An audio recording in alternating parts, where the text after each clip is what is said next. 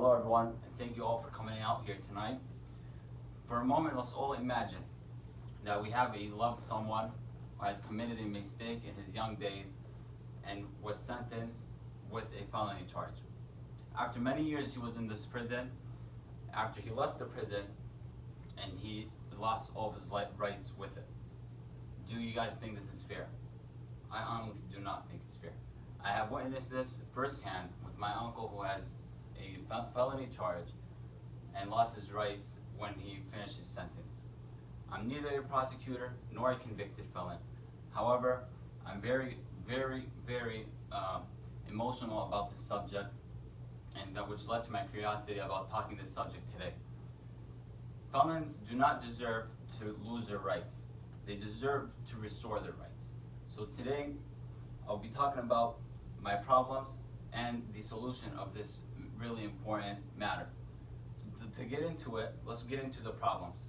The first problem is that the rights of a convicted felon loses post-jail, and how it affects your liberty and freedom, as well how this affects us as a country as a whole.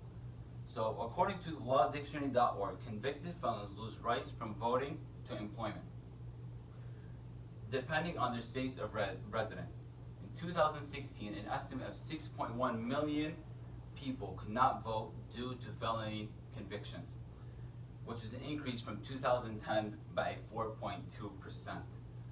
These huge numbers led to a confusion in our politicians and the American community as a whole, with all these non-voters not voting in these elections, which would as well tell us that the American society cannot make a major decision.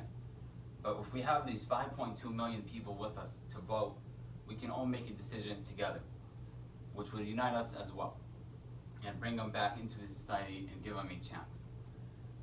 Mr. Peter C. Kafer, court counsel, had a saying about this as well. The process of restoring voting rights to extension differs from state to state, which caused the confusion and distrust of the system. Punishments need to fit the offense, and lifetime disenfranchisement is simply out of the proportion for all but the most serious crimes. So after we have talked about the first problem, a second problem that convicted felons face. In the United States, after serving their time,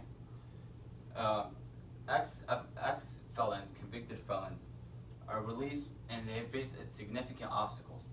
One of them is financially, and the second obstacle they face is falling back into the society.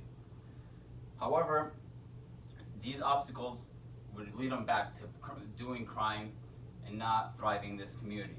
According to the Bureau of Justice Statistics, they have released a pattern from 2005 to 2010 of 405 prisoners who left prison during the year of 2005 and tracked until 2010. More than 37% were arrested within the first 6 months, and more than half, 57%, were arrested by the end of that year, which an estimated of two-thirds of them, 68%, were arrested within 3 years, and then a three-quarters, 77% of the 405,000 were arrested within 5 years. These huge numbers show us something. These huge numbers indicate a huge problem that we must all attack. Then, after stating these problems and justifying these problems, I believe now we should jump into our solution. So the first solution that we must understand, that this issue is an analytical issue. We must face it with the change of policy and put aside the understanding of that they must pay the price of what they have done, even after they've done their prison time. According to the U.S. Gov, we must first understand that all these restoration rights, these rights of felons, are done by the state. No, there is no federal law indicating that felons do not have the right to vote. So all of us must follow and ask for a federal law restoring the rights of felons.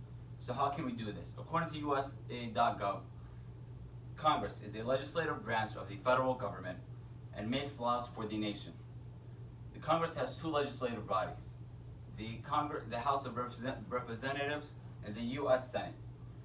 Anyone either can propose a bill which will become a law, can propose a bill, and with the majority of their consent agreement, it will be sent to the next house, the next chamber. And with the majority of agreement in the next chamber, it will finally be sent to the White House. After it has been sent to the White House, there is only waiting for the president's signature, and it will finally become a federal law. It will become a law, which would restore the rights of these convicted felons. So this all of us shows to us that we must all stand up for this and speak about this issue in order to catch attention of these political figures. As well, no human has not made a mistake. All of us make mistakes. So to understand that, we have to all understand they have made a mistake. We must give them a chance to come back into this society. Mr. ex-president Barack Obama had something to say about this at the Rutgers University. At the Rutgers University, former president of the United States said, the federal government should not use criminal history to screen out applicants before you even look at their qualification. It is relevant to find out whether they have a criminal record. We're not suggesting to ignore it. What we're suggesting is that when it comes to applications, give the folks a chance. Give them a chance to enter so they can make their case. So as an intelligent and ex-president of the United States even said about this during the year of 2015, I believe that we all must take this into consideration from his wise words. After we have talked about the problem and we propose a solution, now it's time to roll into the conclusion.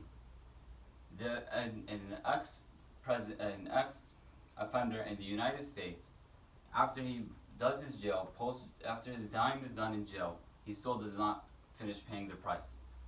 The prisoner in the United States, a post-jail prisoner in the United States will leave the jail and pay this for his mistake forever. As well, us as a community, we must welcome them back in with warm arms and fight for their case day by day. We should not take this for granted. We must look out for these guys. As well, with the next elections coming in hand, we must all as one hand in the community, go do action, by action, go through social media, which is one of the largest ways to convey a message, and gather as many people as possible, more voices to gather about the subject, which would lead us to the hearings of political figures and maybe presidential candidates, which will hopefully make a change in this major elections coming. Today in this world, we do not relate to each other as much as we used to. There is more hate than love, and that's why we put aside convicted felons to the streets. Hopefully one day this will be changed, and we'll pass a federal law and change all of these issues. Today I would like to share out with you guys a brochure of the states that convicted felons can vote and may not vote. And this page is done by procon.org. You may take it home with you.